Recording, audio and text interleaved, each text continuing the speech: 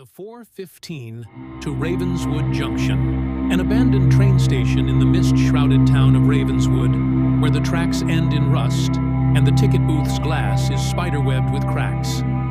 The story unfolds at dusk, the sky bruising purple as fog swallows the platform. Every local knew the rule: never stay past the last whistle. But Clara, a documentary filmmaker obsessed with debunking myths, didn't believe in rules or ghosts.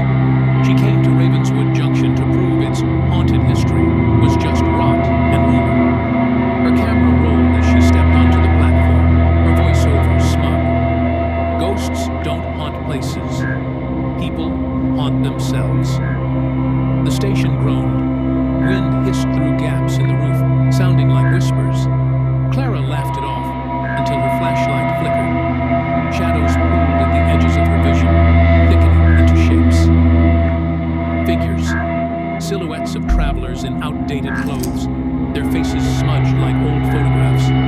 They lined the platform, staring at the tracks. Tricks of the light, she muttered, but her hands shook. Then came the cold. It seeped into her bones, a chill that smelled of coal smoke and damp wool. Her camera died. The shadows sharpened. A conductor materialized at the end of the platform, his uniform moth-eaten, his pocket watch glinting. He didn't speak, but his gaze pinned her. Accusing. Clara's bravado cracked. She stumbled backward, only to trip over something half buried in the platform's cracks. A child's leather shoe, tiny and decayed. Ravenswood's darkest legend rushed back. The 1923 disappearance of a girl boarding the 4:15 train. They'd never found her, or the conductor who vanished that same night. The station lights flared suddenly, blindingly bright. A train horn wailed, though the tracks had been dead for decades. The phantom passengers stirred, their eyes hollow as they turned toward the sound. The conductor raised his watch. 4:15. Clara's scream tangled in the cacophony of screeching metal. The train roared into the station, spectral and shimmering. The crowd surged forward, but not onto the train.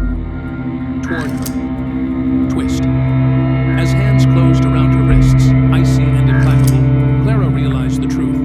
Ravenswood Junction didn't haunt the living. It replaced them. The conductor's watch began ticking backward. Her reflection in its glass showed not her face, but the missing girls. The camera, reactivating, captured only static, and a final whisper. All aboard. Subscribe to Ghostly Tales for more chilling journeys into the unknown. The next stop could be yours.